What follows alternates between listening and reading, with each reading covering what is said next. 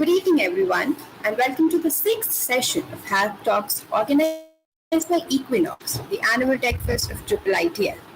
Myself, Shweta, and I'll be your host for the evening. And joining us today, we have Chinmoy Joshi, who's working as a security architect with Microsoft Consulting Services and is based out of Melbourne, Australia. He has a total experience of 17 plus years with Enterprise I.T. and he's been with Microsoft for almost 10 years now. He's a Microsoft certified trainer and certified information systems security professional, and he loves to talk about IT security. So, hello, sir, and welcome to the session. Thank you, Shweta. Good evening, boys and girls. I'm sure you might be able to see my screen, so let's kickstart the session because I guess I have around 40 minutes to go ahead with the presentation and then I can take some questions. So let's kickstart off it. So as Shweta has already introduced me, I will just go ahead with a formal introduction. And before I start with anything, there are two polls which I have for you guys. I'll request you to start with the first poll where the tinyurl.com link is there with my name, Chinmoy1. And we'll request you guys to go ahead and start that poll so that I can capture some data to have a bit of understanding as in what do you guys know about security and how equipped you are when it comes to hacking or cyber crimes. So Shweta, do you want to go ahead and let the audience know about the poll? Yes, sir, I put it in the chat, in the YouTube chat, and Okay. it's there.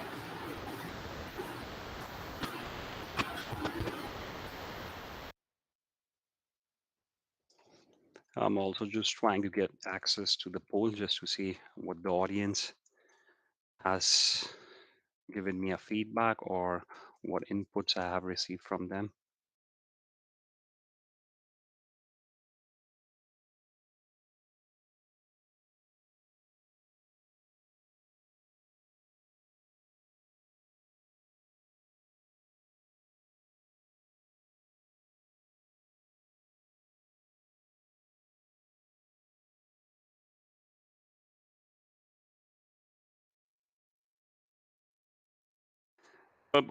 In today's technical know-how world, we have moved into work from home and extensively use IT and computer day in and out. But at times we are vulnerable, or most of the times we are vulnerable, especially when we use things like email or personal work and stuff. So I just thought, why not just see and have a look, do we have our emails protected with strong passwords, or in some sort of a breach our passwords were exposed? So this link, that first one, just asks two basic questions. Do you know whether your email is protected with a strong password? Yes, no, maybe, or how to check it. And the second link talks about a website, I have been pawned, which is a third party website where you can go ahead and put your email address and figure out if that was exposed in some breach. And if it was, then probably you should go ahead and change your password or set it up with a multi-factor. We'll discuss what is multi-factor in a short while, but that link, I have been pawned, is useful when you want to go ahead and check whether your email address has been hacked, or even you want to use it to check the password that you have used somewhere was exposed in some database, or it's a strong password or not. So let's see if I have polls. If not, we'll just get going with it.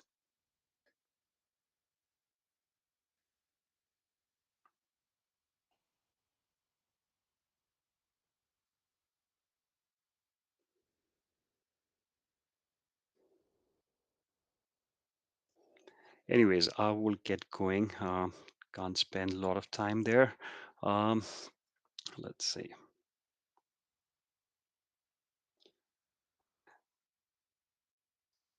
Okay, so I will suggest everybody to go ahead and think about a cyber attacker in your mind. Let's see what you guys envision. Uh, so if I have to think about a cyber attacker, probably this is like a photograph that shows up. So if I was to ask you to form a picture of a cyber attacker, um, probably it will look like this. Will it perhaps be a hacker motivated by political or philosophical beliefs? or say someone from a hostile foreign government agency, or perhaps you have heard for dark web where they make dangerous criminals do things for just sake of money and they use crypto coins. Or it could be somebody like me. That's more likely to be the case because today our typical cyber attack or cyber criminal works in office, and just like us, they may be working somewhere in a desk from their home or from the confined space, and they might be employed in a business for breaking into other people computers, stealing passwords, secrets, information. And there are different ways to make money out of these things. So the new normal is a phrase we hear a lot of moment, and unfortunately endemic cybercrime is the new normal.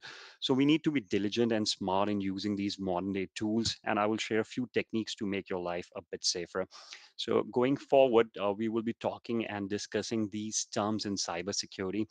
So this is a sort of a 100 level talk show where I will not go too much deep because I don't know my audience. I know that there are a lot of engineering students who focus on software engineering, and security is fascinating. It's the talk of the town because everything you do in IT is vulnerable, and as many good peoples are there, so there are bad peoples, and we need to protect our assets uh, in different forms. So these are the common terms that we will see and explore during our presentation. So let's kick start with the first one, CIA Triad.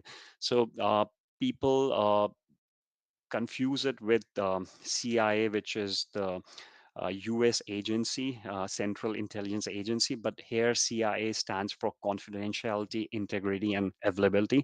So we call it as a triad or a three pillar because anything that we do in security, we hover around these three pillars. So if you talk to anybody in the security field in enterprise IT or enterprise security, they will classify their troubles or their spectrum of data information inside these three particular verticals. So word confidentiality, as it sounds familiar, it means to prevent unauthorized disclosure of sensitive information. So we also call it as a AIC triad. As I said, that it could be conflicting with CI, which is Central Intelligence Agency. Um, the most foundational and crucial cybersecurity needs are classified under these parameters. So confidentiality is just a set of rules that limit access to the information, and say integrity is the assurance that the information um, is trustworthy and accurate. Availability is nothing but it means that you are guaranteeing or a reliable access to information. So say if I talk about a web server hosting a database or a set of information, I will go from bottom, calling it availability. Availability means that the web servers are able to host it and they are not down, say, by a DDoS attack. So say you go to a Flipkart site or say Walmart site to go ahead and pick up some shoes or online some articles. You need to make sure that the website is fully functioning, be it night, day, or whatsoever the working hours are there. So that lands up into the availability column. So the person who's maintaining or the organization who has the control over maintaining those servers for Flipkart or for Walmart, they make it highly available. So they need to offer a reliable service. Now, coming on to integrity, prevent unauthorized modification of system and information as what it goes.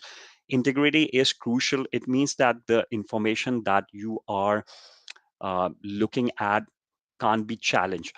So, say if I look at the price for a pair of Nike sneakers and it shows $200 and I logged in at 7 p.m., that should not change at 8 o'clock until unless there's a discount or something which has been done by the website owners.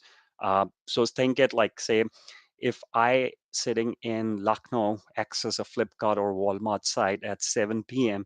and I see that sneakers being sold for $200, Ramesh access the same website in Ahmedabad at 7 o'clock, he should also see the same price. So integrity means that you are keeping that data what do you call it, intact. So there are attackers who will try to disrupt the availability by taking down the servers, the web servers, and that's why availability needs to be catered to. Similarly, they may try to, or the adversaries or the cyber miscreant will try to play with the integrity by hacking into the database and modifying it.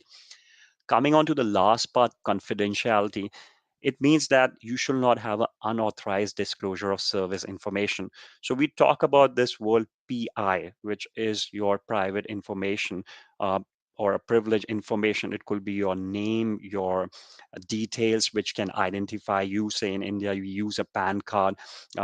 So say if I do some transaction on a website where I have given my PAN card or my private details, which can go ahead and um, help somebody locate my identity, it needs to be confidential.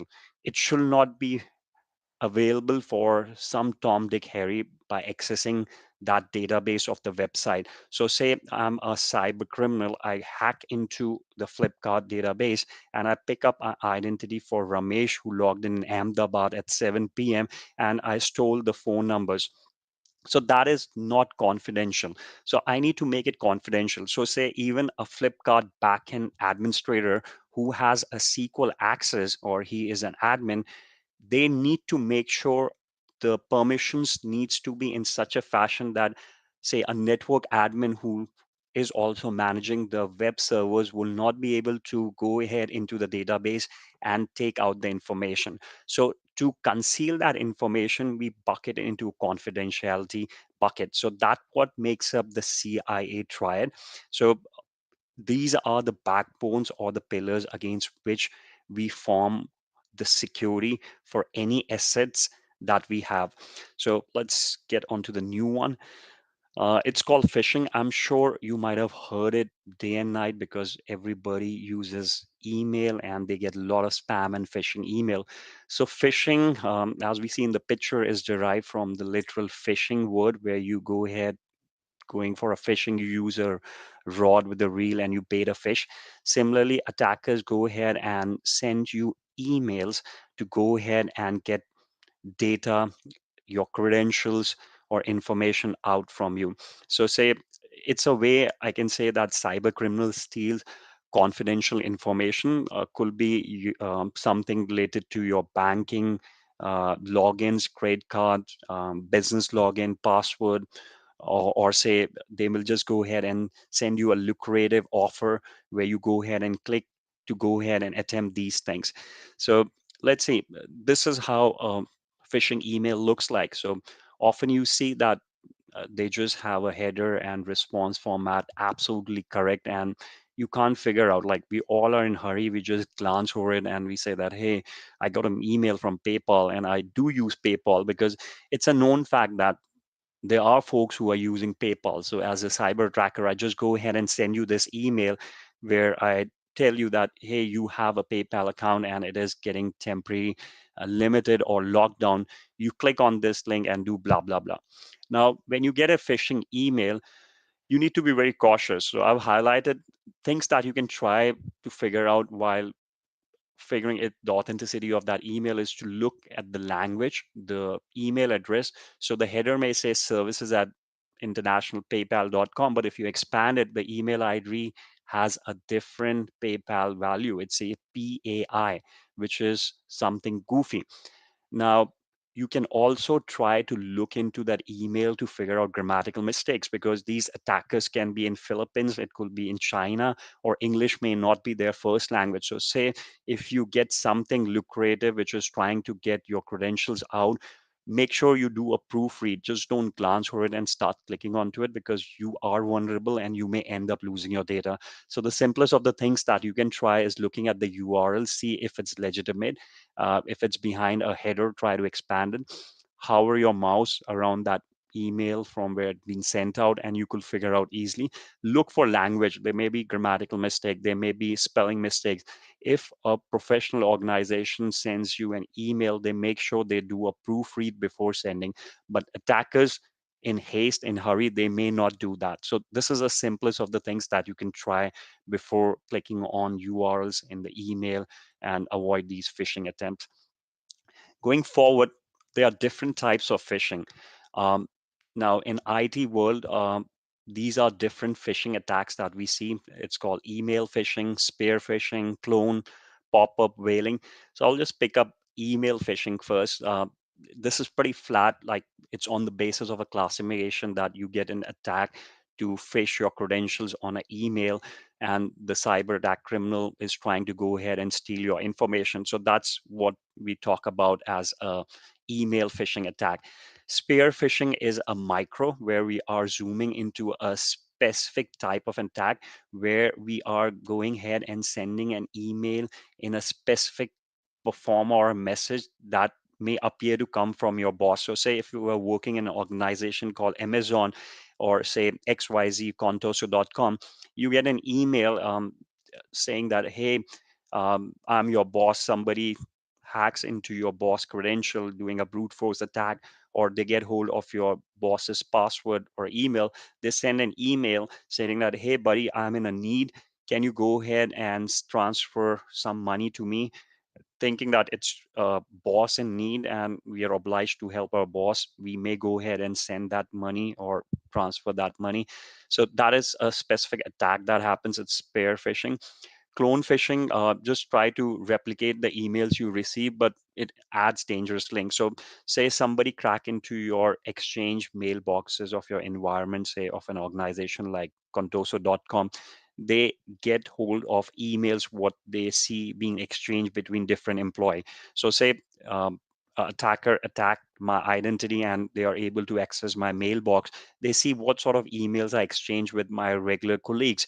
They will just use that as a template, insert with fishy URLs and send it to all the people in my address book. And those address book people will go ahead, assume that this is what the standard email from person like Chinmoy, we are working on a project. They may not give it a second glance and just click on it. So at times the URL is right. Uh, as I said, the grammatical mistakes are not there. Everything is right. But then they have a link. When you click on that link, it just goes ahead, redirects you to a different website where it asks for credential. So always when you try to click on any email, try to think, why is it asking me for an email credentials? Is it required? If something is asking you to punch in the credential, it could be an attempt for a phishing attack. Not necessary, but ask that question. Was this expected? Am I supposed to enter my user credentials there? Because somebody may just simply getting you to a place where they can just take hold of your credentials and utilize it for some sort of a big attempt to crack into your identity or your password. Whaling, these are like a specific emails that get sent to CTOs or the CEOs or a big boss in the organization. So say today everything is available on internet, right? We are so readily available on Facebook. If I have to go ahead and search somebody I met in a party or a social event and they introduce me saying that, hey, I work in Amazon or I work in Contoso, I'm a financial officer or a CTO, and I know from that perspective that, hey, this guy is a big shot, and if he's a big shot, definitely he or she will have lot of higher privileges in the organization. So say I get hold of a person who's a CTO, I can simply go into their LinkedIn or a Facebook or a social uh, website and see what their email addresses are. So we at times using Facebook or LinkedIn supply so many information. A hacker doesn't have to go ahead too far or use advanced tool. They can just simply look the social websites and figure out what my email address are. And the similar way, I can go ahead look for CTOs or high privilege users in different organization and send them specific email for a phishing attack. That is called whaling. Pop-up phishing is nothing but it's like when you have an email that sends you URL or you see a lot of pop-ups happening, which is prompting you to install things. Like at times when you go ahead, download a freeware, you get a link saying that, hey, install this browser, install 5 other things. You trust that browser, but you don't know what gets installed with that browser in that exe in the payload because somebody might have modified. So assuming that you are installing a third party browser, but then there are 10 things that are getting installed as macros or binaries in that payload, which will capture your data and send it to somebody outside. And that's sort of a phishing attack, which we classified as pop-up phishing. Um, so what we do when we spot these phishing emails, so as I said, like you need to look up for URLs. Are they legitimate URL with the exact domain name from which they are suggesting it to be? Say if it's from Flipkart, is the domain there as Flipkart, or is it just XYZ, which is behind that header file? Look for grammatical mistake. But I usually use this acronym CUTE, which stand for curious, unexpected, time, emotion. So what I'm referring to here is that a situation when an email comes, usually a phishing email, which makes me curious. If I go back 5 or 10 years back when I was using, not 10, 15 years back when I was using Yahoo, I used to get this email. Some uncle of mine left me some uh, treasure or something in heritage. I can just go ahead, click on it, and I can win this lottery or that treasure. Or say somebody in Africa died, they had an insurance policy, they don't have any siblings or immediate family member. If you are interested, go ahead, click on it, share your details. So those are like phishing emails. So anything that makes you curious, in the sense like uh, you want to go ahead and do it. Or say you get an email saying that, hey, I have an iPhone deal, I'm giving you iPhone for like super cheap rates, like say I'm giving it for half price. Why will somebody do that for you? So if you are getting curious and excited, or you're getting tempted out of it, that email, definitely it is supposed to be fishy. So these are not 100% markers, but these are what you call it, red alarms, which you should think about when you are clicking on URLs which on such sort of an email. Something unexpected, like say I get a ticket for crossing a red light with my car, and I don't own a car. So that is unexpected. Recently, few days back, like in Australia, we have a provider called Telstra, which I used broadband services previously, but I disconnected it last month. Similarly, like you have Airtel there. So somebody called me up and said that, hey, we are from Telstra. We noticed that something fishy is going in your environment, and you need to go ahead and follow these steps so that we can help you remediate that vulnerability or that attack so that you are safe. It just clicked me like, hey, I'm not using Telstra. I simply disconnected the phone. So it was quite unexpected because I didn't expect somebody to call me. Secondly, I didn't expect, because I don't use that service provider. So when something is unexpected, it's ought to be phishing. Time, say something that you are getting it uh, at the time when you don't expect it, like say midnight, or say um, something that is just not what you expected. Say I get emails at 2 in the morning or 3 in the morning claiming it from my organization, or say something which is not coming during my usual business hour or the place where I operate from in the business hours. I will be suspicious about it, because usually businesses send emails during 9 to 5 or not late at midnight. So that could be one of the things. Something that can trigger an emotion, like say something that can go ahead and make me fear, like say um, I get a ticket and it's a threatening email, pay your fines or dues, otherwise you will be sent to prison because you broke a law. Or say your PayPal account will be suspended, or your credit card will be suspended. uh, Act on it fast and just get over it, or your bank account will be seized if you don't provide it because somebody has tried hacking onto it. Similarly, under time, there could be incidences where somebody is binding you with a time, saying that, hey, your due date is over for paying this bill, blah blah blah. Click on it, get rebate. Something which is time bounded, do it fast, do it soon, which makes you panic. These are some triggers that can be helpful to figure out if it's a phishing email. So going further, the next term that I would like to introduce is SOC.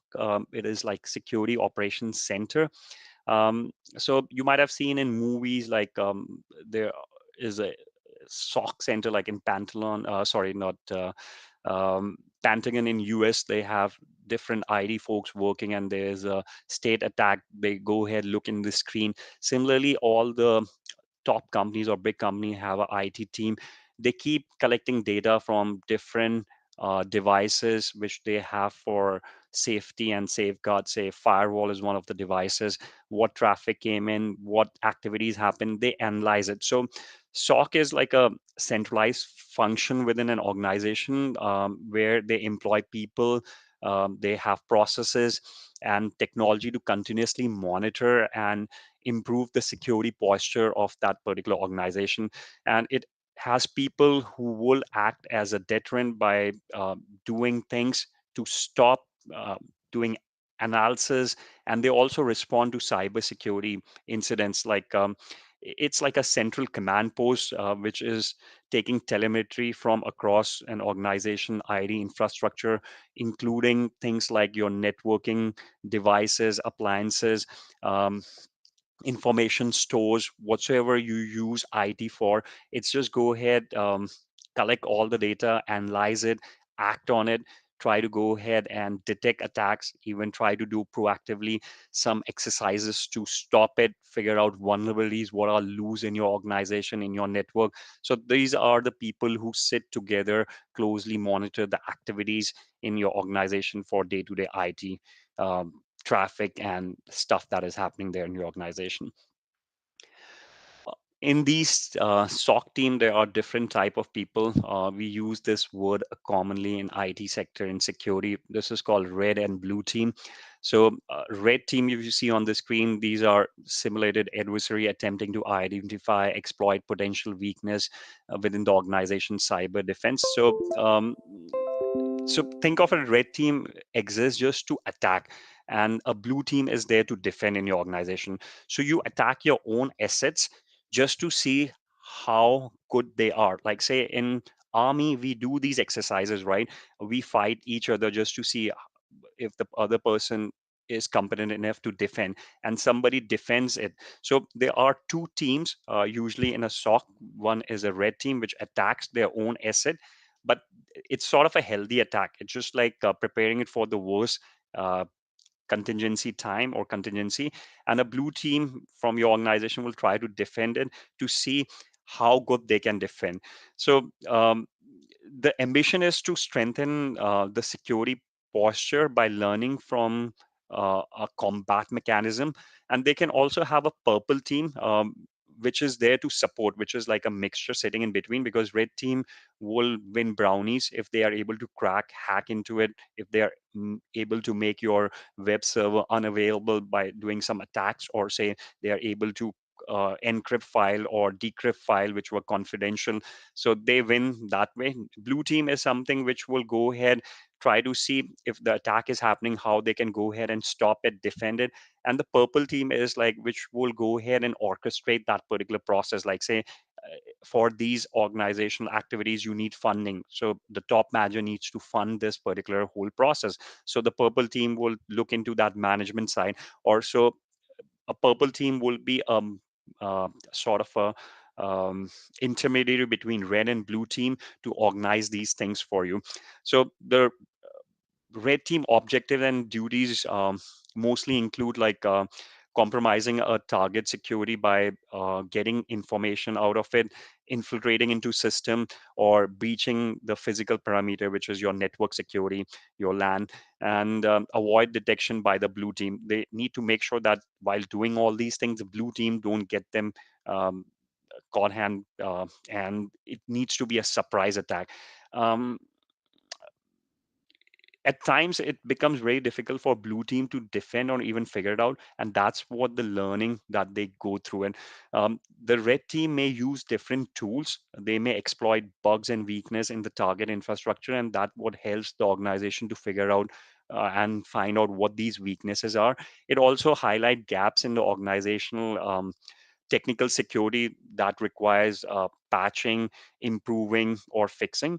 um, it can also go ahead and use open source tool which may not be allowed for a lot of users in the environment because they don't have permission. Like you can freely use, install different applications on your system, but in a corporate IT you don't have those permission, but then red team may go ahead and install it, because when the attack happens, these adversaries or cyber criminal use these tools. So they may go ahead and leverage open source tool for collecting information on the target and deploy it.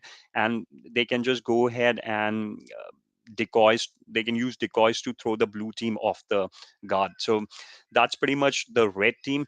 Coming on to blue team, as I said, they are like the defensive part. So they are usually the company's own cybersecurity personnel, because at times red team could be a third party which may go ahead, come to your premise and try to attack it. um, they consist of analysts who are mostly working on the defense round the clock. They are expected to detect and oppose the red team. The mock scenarios which they go and do, they help them enhance their preparation for dangerous real life attacks. um, so we talk about these threats, which I will go ahead and discuss what these threats are. Usually we talk about malware and phishing email. These can be used to go ahead and get an organization down, but then with the help of red and blue team, we can go ahead and increase or get into a stealth mode to figure out what is lacking and improve on the security posture. So I hope you get a bit of understanding what these red and blue teams are, and along with it, there is a purple team which act as a management subsidiary to these team to go ahead and improve on your security posture. This is a term that we have seen, because being an IT individual, you may have heard from your different admins, especially the network admins, that say at times you are trying to open a website, you can't open that website. The most common thing that tops my mind is that it could be blocked because there's a specific port that website users may have been blocking it. So firewall can be both hardware and software. So they just guard your internal network against the outside traffic. So say a traffic on a TCP/IP layer will be in form of packets. They inspect packets, or at times they may not inspect packet. They may be guards. Like say when you go ahead and reach out, you communicate on different ports. Ports are nothing but your gateways. So they could be common ports which you open for different sort of traffic. So say if somebody wants to go ahead and protect these ports, like you can't just open all the ports, you only open essential ports. So think it's as like a watchdog sitting there guarding your open gates. So firewall usually carefully analyze all your income incoming traffic based on certain pre-established rules and filter that you might have set it up, especially your network admins. um, they also guard your traffic at computer entry point called ports, which are nothing but gates. These ports are numbers which are given to specific application. Say so for example, there's a source IP address, say 172.18.1.1 is allowed to reach another IP address, say 172.18.2.1 over a port 22. So port 22 is where they exchange data, or that gate which allows that traffic to happen. So think of IP addresses as houses and port numbers as room within those houses. Only trusted people are allowed to enter the houses. So the source address are the trusted people, and they can enter the house, which is your destination address at all time. And they can be filtered within the house to allow access to certain rooms, which will be your destination port. You can't just go ahead and access all the rooms. So that's how the port is utilized in a firewall to go ahead and create restriction. Um, but the owner can be allowed to enter any room, while the child and the guests are allowed in certain rule. So firewall can be of different other categories. I don't want to deep dive and confuse it. On a basic high level, I classify them as a hardware or software. Most common firewalls that you might heard about is like firewall from Cisco. You may have it in a hardware form. Even in cloud, you have a software interpretation. So it could be both hardware, software. We also go ahead and classify firewall on the type of work that they do. So it could be stateful or stateless. Stateful means that what the packets are coming in, they go ahead and inspect that package and correlate it with the past packets which have flown in and figure out if there is a link or a phishing. So that is stateful. Stateless means that they will just go ahead with the immediate packet, sniff it, and find out if the rules apply to it, and they are not smart. So these are things which we talk about firewalls, and they are an important part of your network parameter security. Coming on to threats, we keep using the word threat. So NIST is a US agency which has come up with a very important definition, and that helps us understand threats. So I'll just read it, and then I can just talk about this particular definition and give you some brief up. So NIST describes it any circumstances or event with the potential to adversely impact organization operation, including missions, function, image, or reputation, organization asset, individuals or other organization, or the nation through an information system via unauthorized access, destruction, disclosure, modification of information, or denial of service. So you got these commas with so many words. So threat, like say I have a threat to my life.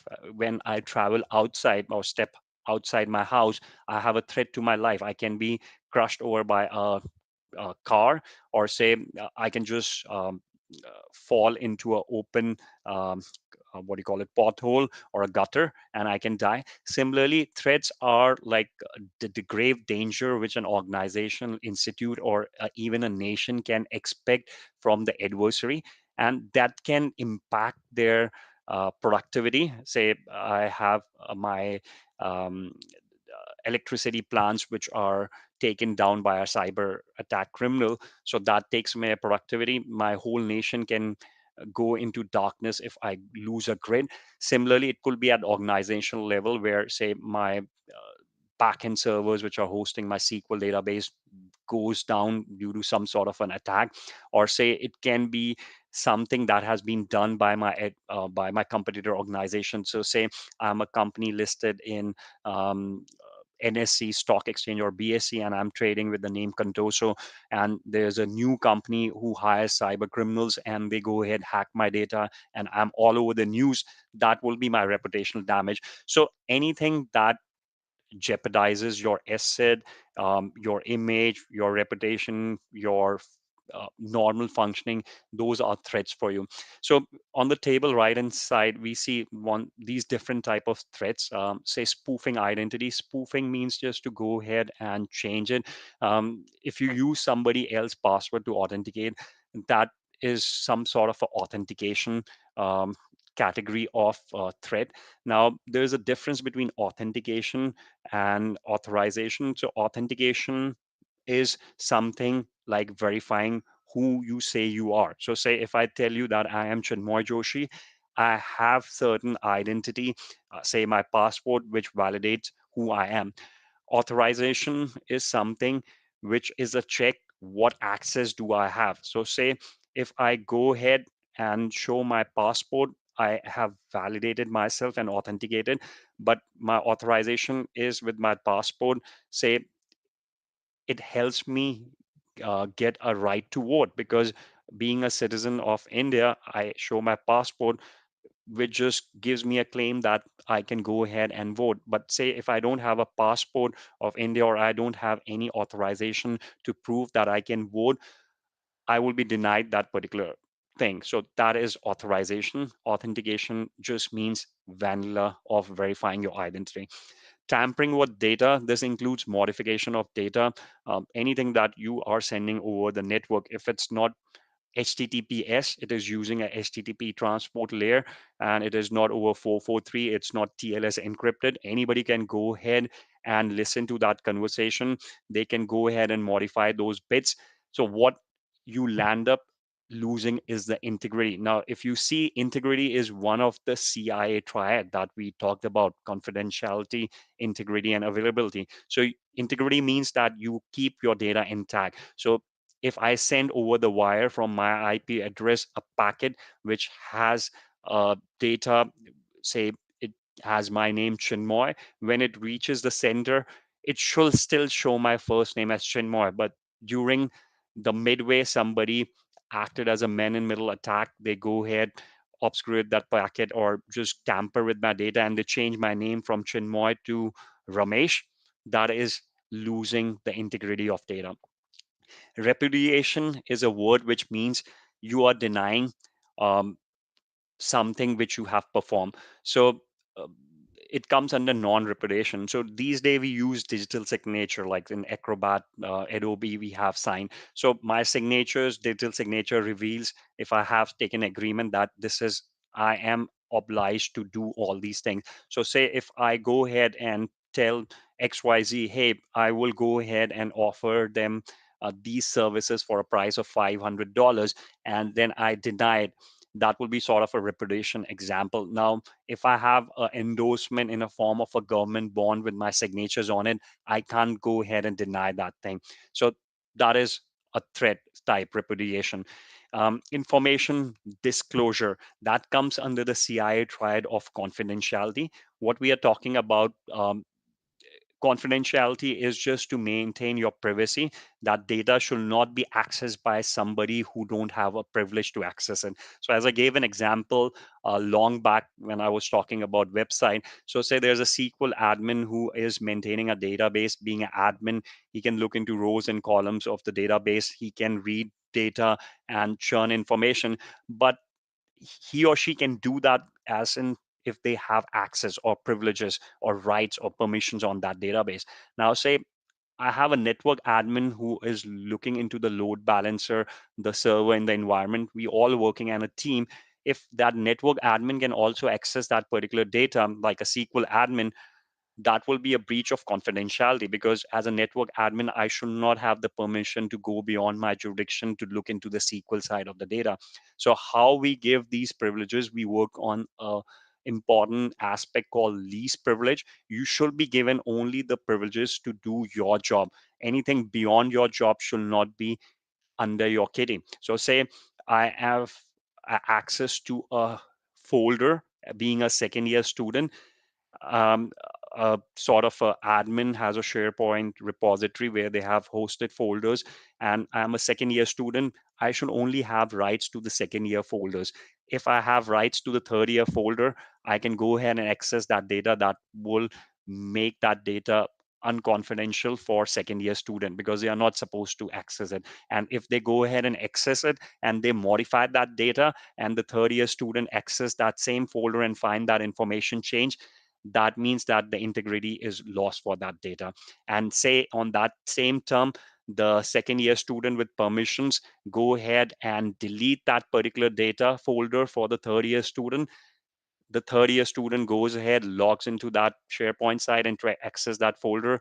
He gets data not found or not accessible. That is going down with the availability, which is the third triad of CIA. So I hope I'm able to explain you the CIA triad. That's where we see denial of service. So attacks have now gone past the era, because previously you might have seen like there's a command called ping, which is a sort of a protocol packet internet goofer. So I go ahead, type ping, I go ahead and send a packet on a specific port and just see if I have a connectivity end to end. So say if I do a ping space google.com, so the Google public server will respond back with the packets and go ahead and let me know whether I have a connectivity. So it just goes ahead and completes a whole um, packet route, and I understand that I can go ahead and access that particular website. And still, if the website is not working, it could be a name resolution, but then that's what the common ping was supposed to do. And now people in the past use that ping on multiple times, like say on Microsoft server. There were attempts where people created a batch script and stuff. So there are like say about multiple machines VM which have been sending ping request, and the server got overwhelmed responding to those ping because it didn't expect that data. So that is like you are taking down the server and you are making it go work hard. So that is some sort of an attack. That way we have come down to a major milestone where we don't do fall for these attacks, but then we still have attacks like denial of service, where say Flipkart has a sale or Amazon has a sale, and somebody wants to go ahead and play mischief. They will go ahead and attack those servers by sending false requests, and the website will from Amazon or Flipkart will go ahead answer those requests, and they will not be able to take the load for a genuine customer. So that is sort of an attack which we call it as denial of service, and that comes under the category of availability. Elevation of privilege is on the basis of authorization. I express the difference between authentication and authorization. Authorization happens after authentication when you say that who you are and you verify. So say I go to an office, say it's a secured parameter. I showed my iCard. It says Chinmoy Joshi. The guard lets me in. But then, in order to access a specific room, I have an access card which has the permission. So if I swipe that access card and the door open, which means that I'm authorized, I have the privileges. At times, we have seen when people go ahead and misutilize these privileges. Say an attack happens and somebody goes ahead and use your identity and then elevate to a higher privileges. Say I am a normal admin in my organization. Somebody attacked my credentials and they are able to access it. They go ahead and use my credentials, but they are not able to access certain folders in my organization because I don't have those privileges. But then they elevate those privileges using third-party tools or different mechanism. That is what we call as a threat.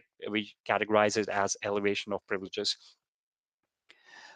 A multi-factor authentication. So I'm sure you might have heard this word as two-factor multi-factor authentication, and this been around us. Even if you use clients like Google Mail, you get an option for multi-factor authentication. So multi-factor authentication means simply, in other words, you are using two factors. Now, when we talk about factors, we go ahead and mostly use single factor. Like say, if I log into my Gmail or say Outlook account or say Live account or Yahoo, I just type my username, say XYZ at Gmail, XYZ at msnlive.com, blah, blah, and put my password, and that applications allow the access. Now, say there's a criminal who goes ahead, hacks into my account, get my password somehow, and tries to log in. I'm vulnerable. I need to safeguard my password. If I tell you that the attacker needs to go an extra mile. Getting your username and a password will not get an access to your account because you have set up a multi-factor authentication, which means that more than one valid verification of your identity will be required. So for verifying, I use my username and a password, but along with it, I can use my phone or my fingerprints. Now, we have classified MFA on the categories like what you know, something you own, and something you are. So this is interesting when people say that multi-factor authentication could be what you know, which is usually knowing you can know your username and a password. Something you own could be something which you physically own. It could be your phone or a device. Say you have seen the bank admins wearing on their neck a device which generates a token. So it could be that token. So the banking administrator may have to log in with their credentials, say XYZ at a bank.com password, and then they have to look up that particular token which they're wearing on their glass as a necktie, and they just figured out there's a number which is randomly generated. They act and they just go ahead and punch that number and then they get an access. So they are using two credentials, username and that token. So it's something which they own, which could be a phone, a token device, or could be anything. And lastly, it is something you are. So when you are, you physically have that attribute. So say I have my thumbprint, which is unique to me. It can't be another person who will have that.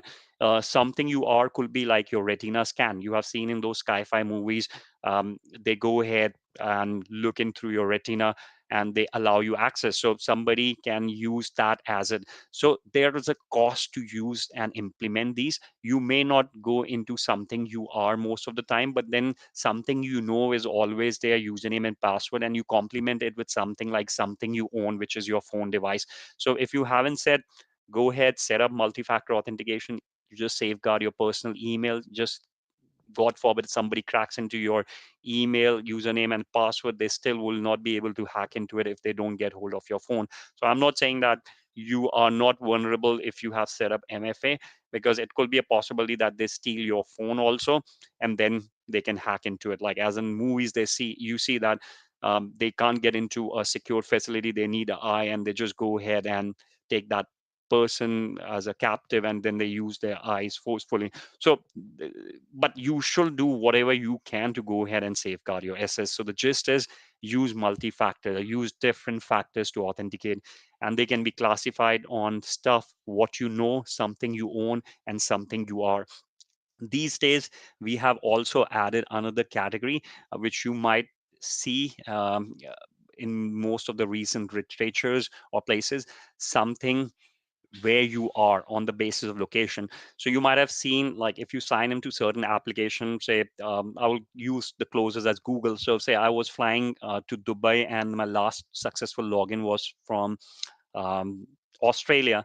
So Google knows that this person genuinely logins in from an IP address which is associated with Australia region. Now he's logging in from a region called Dubai. So there is something goofy, and they will prompt me for a multi-factor. They will ask me an extra um, step for verification after even I have entered my username and a password to authenticate.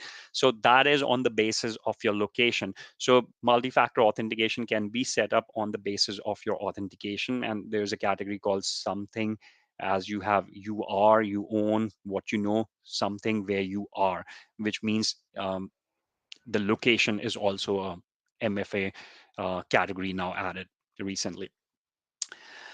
Uh, let's see, probably I went back. There is a buzzword called zero trust. People think it's a Microsoft name that we have seen, but this is a picture from Microsoft side.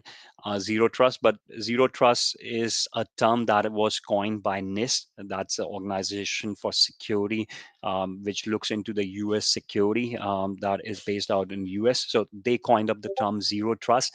So zero trust is nothing but it's a security principle where we go ahead and validate these three principles, which says verify explicitly, use least privileges, and assume breach. So when I say verify explicitly, um, you might have seen in the past, like say there is something like every time I go ahead and access a particular resource, I need to go ahead and authenticate. It should not be like I have a token, I authenticated one, and a single sign on keeps on allowing me to access multiple. So verify explicitly, even if I'm using my credentials in my intranet. So there are two places. Intranet means anything which is a local area within your premises, your office, your network. Extranet means on the internet. So say if I'm browsing on my intranet network, which is my office premises, I access a SQL or data or a SharePoint share. I am logged into that network, but still I should be authenticated. It should not be assumed that whosoever is using the intranet within the office premises is a genuine person. It could be like somebody just tailgated, which means they use somebody's iCard access the office premises and they got hold of an open computer and they're using. So we are validating, irrespective you are coming from internal network traffic, we are still validating and asking you to prove your identity. Coming on to the next one, use lease privileges. We talked about an example about the second year student and the third year about the privileges. So you should be given, or one should be given, the exact privileges which they can do their work with. We introduce a concept called just in time, JIT, which you keep hearing in IT world, which means that, say, I'm an admin to a virtual machine. I need access to go ahead and deploy some patches or Windows update. But then, say, once I'm done with that admin work, I don't need to be administrator. I will rip off my permission. Now that gonna be a lease privilege. So say I want to do that activity at 7 p.m. after my work hours. I log into a virtual machine where I went ahead and install Windows Update as a domain admin. At 8 o'clock, I restarted, looked into my server, the updates went through. At 8 o'clock, I signed off. As I signed off, the system rip off my domain privileges. Now, that is like giving least privileges to do your work. And that was an example just in time when I wanted to do that admin work to install patches. I asked for that privileges and I was given. Now, the concept behind is that, say you assume you have a breach, like in your organization somebody breached that particular admin credential. Now the adversary breached the credentials, they know the credentials, but they will not have all the permissions. They will not be admins to go ahead and run multiple third party tools to go further and captivate data or infiltrate further. So you are just restricting them or making them to work more with least privileges. They can't go ahead and fully flourish a full blown attack. Had that person got all the bells and whistle when it comes to privileges and they didn't have least privileges, if some attacker would have taken their identity, they would have the keys to the kingdom and they could have controlled that whole environment. Coming on to the last one, assume breach. You need to set up your enterprise experience or security, assuming that there is a breach. Never trust. That's what the essence of zero trust, which means that set up those concepts, like think that there's an attack. Now if an attack has happened, you have exposed your data, how will you validate? So every time you expect that thing, assume breach, the things that you apply in your organizational security setup will be those controls on the basis of these three principles. And that's what zero trust is all about. So if you see in the center, we have got these six pillars that Microsoft associate identity, which is a foremost pillar. All in yesteryear, when we see the security, we were talking about perimeter security. Perimeter means your area which you have gone ahead in form of a network by installing different edge devices, firewall, security components on your WAN, LAN stuff. Now the shift has focus. It could be like you may not be just depending on firewalls or edge devices for security. You will also safeguard your identity. Identity means your verification. Say my identity is my name. I am um, allowed to use my name to access few things, or say my login. So identity could be like my credentials, which represent me as a unique personality. So when we talk about identity, MFA comes into picture, where I protect my identity using multi-factor authentication. So identity is the backbone these days for security, and you weave your solution around that. Endpoints are how you connect to your organization. So say these days we work from home. In enterprise, we bring our own devices, where there are organization who may not be going hard on the employees. In the past, you get a laptop from an organization which is all restricted with access, password protection, policies you can't install, games you can't install, third party. But here in Microsoft, we get all the laptops where we can install different credentials, uh, password policies. We can just do lot many things because we are admins on it. Even we can bring our own devices and utilize it till the time we make sure that we are following uh, specific steps to safeguard the company's data.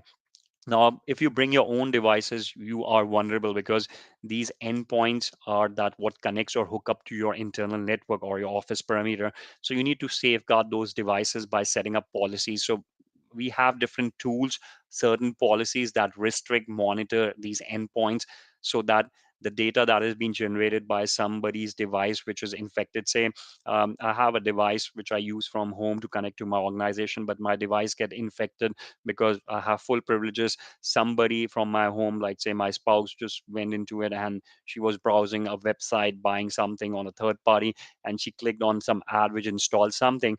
Now I'm not aware of it, but that particular something being a hacking attempt or something bad could just trigger getting into my account that can break into it. So my organization needs to have safety for these endpoint by looking into the data. They have endpoint tools or extended security, firewall or smart devices to go ahead and look into the scrutiny of these traffic coming from these endpoint.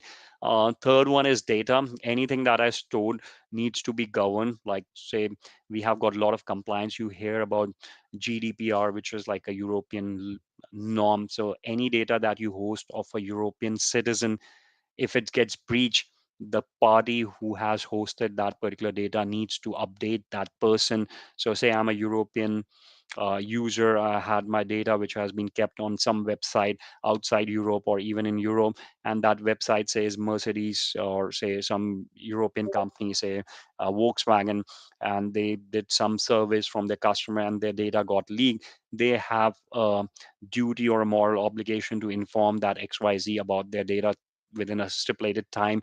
They need to make sure that they only capture a limited amount of data that is pertaining to the job what they are asking it for. So there are different laws, GDPR, and how you protect your data is on the basis of implementing zero trust. You need to make sure your data is encrypted with security. There should be right cipher strength, protocols, or say security use. You don't use old security um, encryption platforms like SHA-1, SHA-2. You should be using AES to encrypt and decrypt your data. Apps, what apps you use, how they go ahead and interact with the data in your organization. You need to monitor that thing through using app policies, app protection. Infrastructure, what sort of VMs you are running in your organization. Everybody these days are on cloud, be it Google, be it Amazon or Microsoft. If you have workloads running in VM environment, how you are protecting them to get exposed to third party or against those attacks. Network means your cliche network, your LAN, ingress, egress of data communicating to your environment. You can protect it with firewalls, hardware, software, both sort of it. Use smart devices, which can go ahead like a WAF device or say application firewall, which can go ahead and scrutinize it and have rules around it. So that's pretty much zero trust there. Vulnerability, we keep talking about it. Vulnerability means any weakness in your security system. It could be by design, it could be by implementation or internal control that adversary can go ahead and exploit and penetrate the defense of your organization. It can be a system misconfiguration. Say, I have set up my environment where I forgot to apply a firewall to block a port. Now that port was open and somebody attacked me from extranet. They were able to enter intranet, and that could be a system misconfiguration. Could be out of date or unpatched software. So say we talk about a lot of operating system vulnerabilities, be it in Microsoft or say even application. Recently, we have a Log4j attack. Okta lost data. Similarly, there are OSs which are not patched on a timely manner. So say I had a vulnerability which Microsoft fixed it with a recent Windows update, but then I didn't apply that update and somebody as a cyber criminal go ahead and exploit that particular vulnerability by attacking my organization, especially accessing those machines which were unpatched and they had those vulnerabilities. Say there was a remote procedure call um, which needs to be tweaked up with a new updated patch, and that patch not installed on my box make it easy attempt for an attacker to get inside my network. I lose my data. Missing or weak authorization credentials. So authorization credentials should be like you should have MFA. um, as I gave you an example, if you lose your username and password, you should have a second factor that should protect you. You should have standard policies which should guard your data to see where the traffic is being originated. Like say I talked about a location policy. We have cool features in Azure or in cloud, like say even if you have experience, like if you go ahead and use a VPN software which just changes the IP address. So if you log into your Gmail and change it your VPN, use a VPN to log in, you will see that it will figure out that you're logging in from an unknown location, which you haven't done it in the past, and it will ask you for extra authentication. So make sure you have all these in your IT environment. So that's the admin job to have all those utilities to safeguard. Poor encryption. These days we are on AES, but if you use outdated algorithms and for protection like SHA-1, SHA-2, then probably you can go ahead and easily get breached because the smart actors can use these old encryption algorithms and can break into it. Some of them have already broken in past, like SHA-1s. Zero-day vulnerability. Zero-day vulnerability is nothing, but it means that those vulnerabilities which hasn't been found. So say I'm an application coder, I manufacture an application which is available in a market. Say it's like a application that allows you to go ahead and edit your pictures. Now I figured out there was a vulnerability, but I couldn't go ahead and fix that because I was close to the launch. I just launched my product, but some miscreant or advisory figured out that vulnerability and attacked it. So before I can act on that particular vulnerability, there isn't something that I can do, or zero day will be classified as something which even the manufacturer of that applications are not aware. So say I'm that manufacturer, I introduce my product with a new update in the market, but I didn't do a rigorous testing. I just did few testing and I still have a lot of things which needs to be fixed. And I don't know, these things could be breached or could be used for an attack. And I launch my product and then somebody looks into it and exploit that particular vulnerability and access the customer data. In that case, I will be made aware of it and then I will fix it. So it's very difficult to fix zero days vulnerability or have security around it. What it means is that you can't come to know about these 0 days vulnerability until unless you have a red team which keeps on attacking your systems and figure out these loopholes. Ransomware. So, ransomware, you might have heard in recent talk,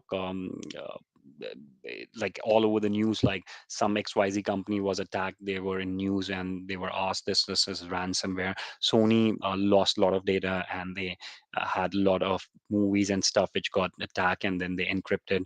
So ransomware is nothing but it's type of a malware that just blocks your access to your machine or to your data. Basically, ransomware malwares are there to access your files and your data on your machine and encrypt it so that once they get the access, they will make it encrypt with their tools, which you can't go ahead and decrypt. And then they will pop up a message like, say, I went to my machine and log in, and I see this message, a fearsome message. It says, oops, your files have been encrypted. Now you can't go ahead and access.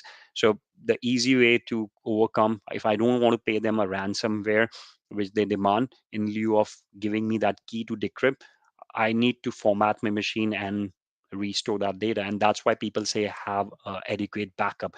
If you are enterprise company, you need to have a backup. If you don't have a backup, then you will have to pay a ransomware, but that's not hard and fast that paying ransomware also will get you the decrypt keys or algorithms and you can access the data. But at times customer don't have these mechanism like backup or fallback points and they have to pay these huge ransoms. So the only way to decrypt and regain access in case of ransomware is by paying the ransomware attacker and get the decryption keys. But as I said, if you have a backup somewhere which hasn't been encrypted, say you are storing your backup in the cloud, then probably you can utilize that and get over with it. So mostly you will see that in your organization, if you have smart tools, they will keep an eye on your data. And if they see a lot of files have been renamed into an encrypted file format, they can issue an alert so that the admin can work on it and preempt these attacks. But then at times you don't have those sophisticated system and these adversary work underground without coming on the surface, and you don't even know that somebody has attacked your system and they go ahead and encrypt your files. um, Attack kill chain. So Lockheed Martin is a company. If you Google or Bing it, you will come like F-35s or US fighter planes are being manufactured by Lockheed Martin. So they came up with this term called cyber kill chain, which we call as attack kill chain. This word originated from a military drill. When we talk about military, armies usually use these words like reconnaissance, delivery, installation, actions on objective, command and control, exploitation, and weaponization. So reconnaissance is like harvesting information by lying low. So say you might have seen in movies, the army guys, they go into a stealth mode. They will just wear green to camouflage their identities, and then they will just crawl on their knees. They will use binoculars and see around the what do you call it, the enemy territory, gather data. They will go back, create maps, and find out, hey, where we have these machine guns, their tanks, we need to attack and stuff. Then the second step will be weaponization. You go ahead and put those weapons that can exploit. So in case of army, they will take say a higher gun which can just have a better impact to kill army tank of the enemy. So that specific weapon will be required. And similarly, in attacks, cyber skin attacks, cyber skill attacks, we use, or the adversaries use, third-party weapons or open um, source tool to go ahead and exploit the vulnerability and deliver the payload. Delivery is about installing that particular thing. So it could be delivered as a phishing email. It could be over USB. Say I drop a USB with malicious software in front of an office. You get hold of a USB and you just being curious to know, hey, what is there in your USB? You just go ahead and plug into your environment or your machine. You never know in the background. It just goes ahead or worked as a malware or a worm and multiplies and get me the data. Exploitation is like exploiting the vulnerability, which I just talked a few minutes back. What are these vulnerabilities? Like say you have an unpatched system which needs to be patched, a misconfiguration, or say lack of encryption, or a sort of a weak encryption that you have, installation of malware on the asset, command and control, and then action on objectives, which means just to send the data back to a source location or simply encrypt the file. This is just like a low level coming in from Lockheed Martin to what happens in the organization. The threat actor starts with delivery, where the threat actor targets the employee via phishing email. It could be spear phishing or a whale phishing. Say if they want to shot a big guy with phishing, we do a whale phishing, like a person with higher credentials and privileges. Second, an employer opens an attack email, threat actor access to the data employee's identity can access. Third, once you have that email access, they go ahead and install the payload like a malware, which will go ahead and start working. In the step four, the threat actor use stolen credentials to move laterally. So in step three, once or step two, when the person clicks on the link, they expose their identity and data using the exploit which has happened. The adversary or the attacker will have your credentials. They will use that credentials and use those credentials to go ahead and search for other credentials or users who have higher privileges and gain access. And then they will start compromising your environment, which you are not even aware what's happening. And then they will go ahead in the step five, access data which is confidential, and they will encrypt all your desktop, lock your machines, and then you will ask for ransomware, or they can just simply delete it, and then you will be all over the news. Your stock market shares will go down, and you will be haywire, and you will be thrown because, say, you are a manufacturing business, you don't know how to go ahead and now fight this cybersecurity crunch. Rather than focusing on manufacturing, now you have to focus on it. So that's why you have to prepare for all these attacks well in advance. And cybersecurity is something that you can't neglect because everybody in the organization use technology. On the same background, Stuxnet is something which happened. This was the first digital weapon. So we have stopped going into an era where we fight, like we see Russia and Ukraine. They have nuclear weapon. Russia, they keep threatening, but it's very difficult. They use it as a deterrent. Nobody wants to use it. So now the wars are fought on keyboards and over the internet and over the wire. So Stuxnet was a program that was a worm or a malware which was introduced in a joint cooperation by Israel and US. They were working on it for a long time, but then they attacked the Islamic Republic of Iran. You see the video where the president is looking at the facility in Natanz where they had the uranium centrifuges. So centrifuges are those devices which churn your uranium at certain speed to go ahead and get the final product. So what they did was like the Stuxnet reported that they destroyed numerous centrifuges in Iran's Natanz uranium-enriched facility by causing them to burn themselves out by doing a higher rotation. Um, Over the time, other groups modified the viruses to target different facilities like water treatment plants, power plant, and gas. So there's something PL system or the SCADA system that they use in manufacturing organization. So they exploited this thing in Stuxnet by delivering the payload or the uh, attack worm on a USB stick. It got into Microsoft Windows computer in the Iran's um, uh, nuclear facility, and then it spread around with it. It infected PCs, and then there were some Siemens machine which went ahead and started um, doing that was there as a warm program thing where they started rotating it at a higher speed, and then it also went ahead and masked the data so that the admin who is guarding those centrifugal figured out that, hey, this is not something doing at the right speed, so they hide that, mask that data. So you might have seen in Ocean 11 movie, like they went ahead and they get into a casino. They show the old video where everything was hunky dorky, and the people on the sock or on the video side just sees the replay of the previous clip where everything was hunky dorky. So that was some sort of a environment which they created, and that's how they get around with it, and they damaged these centrifugal, which impacted Iran badly, and they were like way behind in their nuclear program. So that's a sophisticated attack, and that's what it started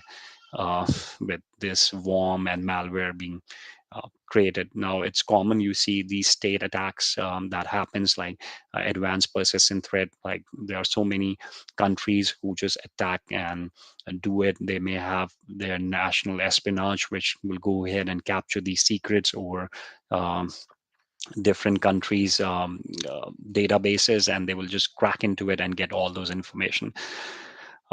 There's something called Essential 8 in IT that we follow. That's for even in Microsoft, you will see an article if you just go on Google or Bing Essential 8. So this is nothing but these are the basic things that you can go ahead and leverage because it's a whole plethora of a world that you have to safeguard. But you need to start taking that step towards that journey because it's a long journey. So the simplest of the things that you can do in Essential 8, it talks about application control.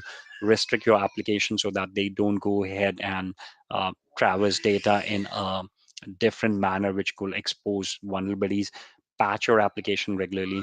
Configure your Microsoft Office macros for settings so that they can't be utilized in case of an attack.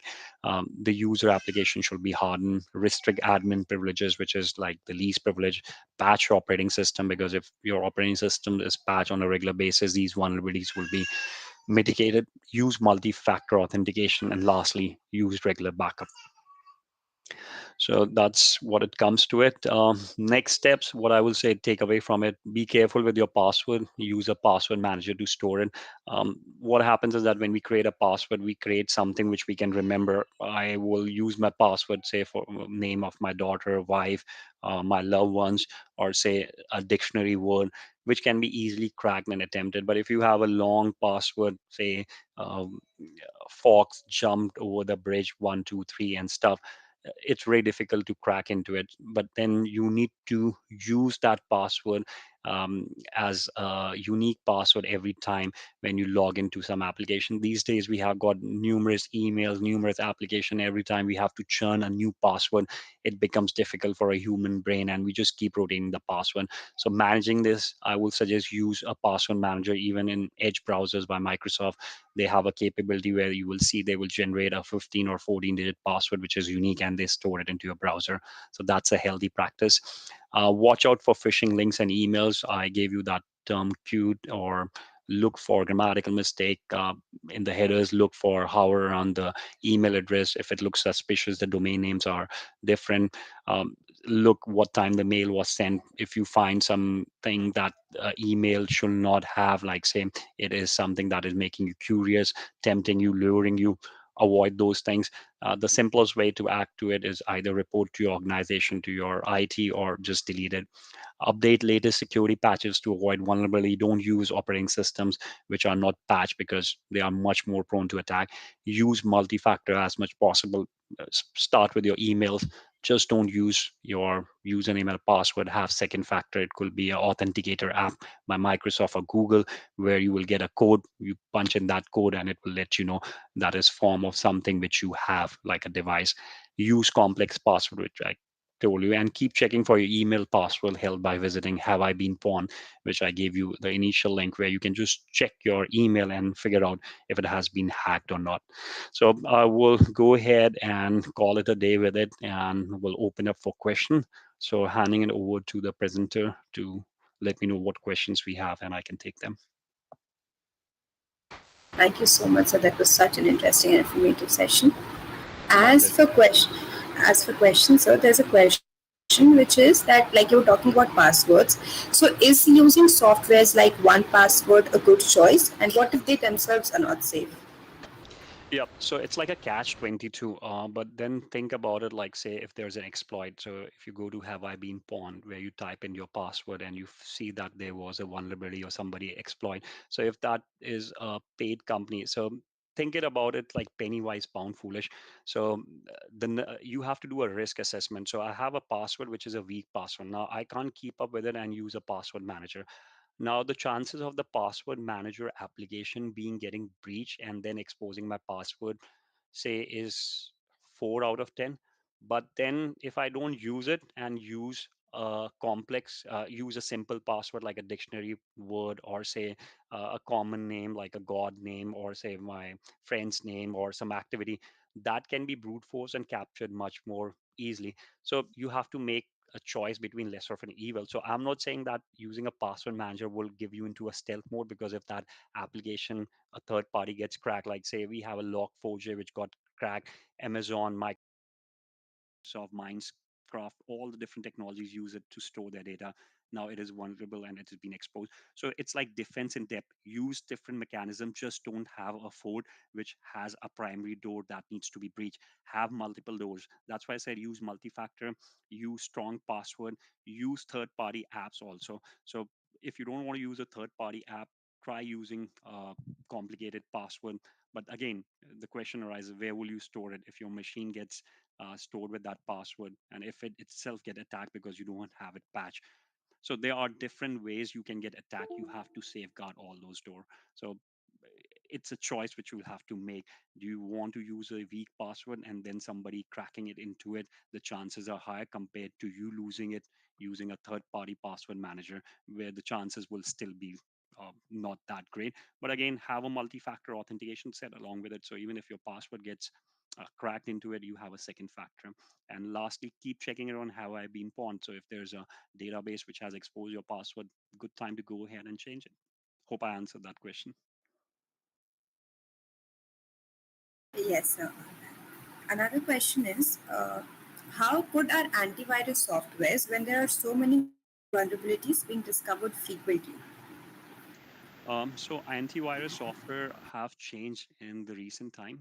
Previously, they were working on signatures. When we talk about signature, every code or attack that happened, like say it is like say semantic or McAfee's of the world. So I did an attack on your machine. Now, when that attack is being open in the market, it reveals that signature and footprint, and then the antivirus goes ahead and updates on different clients, and then you track it. So the word has moved. The attacks have become sophisticated. Antivirus alone can't save you. That's when we go back into attack kill chain. You need to have different defense of depth. There's a word called DOD, which we use in security, defense of depth. You need to have different mechanism.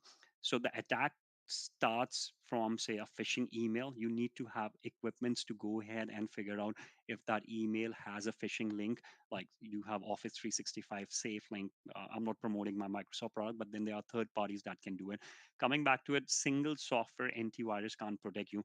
Now, say if your antivirus you are using it has not been patched, it doesn't know about the latest vulnerability, and say even if I get attacked with that particular virus, now that virus will use ports to go ahead and send the data outside. That virus will go ahead and try to contact it through endpoint. Now, if I have other guards mechanism, even if I've been hit down on one door, I can still prevent the other doors. So that's where defense in depth come into it. Antivirus can't be a single thing which I can rely. So think it about like you when you go and fight a war, you just don't have your infantry. You use air force, you use navy, right? So that is where defense in depth comes in. Secure it your fort by using different tools like extended detection platform, encryption. If the software gets lost, use backup. You should be coming up and live there, and then use disaster recovery drills if you are down. So antivirus just can't just save you. You have other softwares which you have to use along with it. Yes, sir. And one more question is, in case of multi-factor authentication, how would I know if I'm away from my device? What would I do if I'm away from my device and urgently required to access the account? Okay, so there are certain privileges that you get. So if you have set it up with a device, so say these days they did a survey like what is the foremost thing which you can't live without. So I guess it's a mobile phone. So if you have your mobile phone which gets turned off, it gets lost.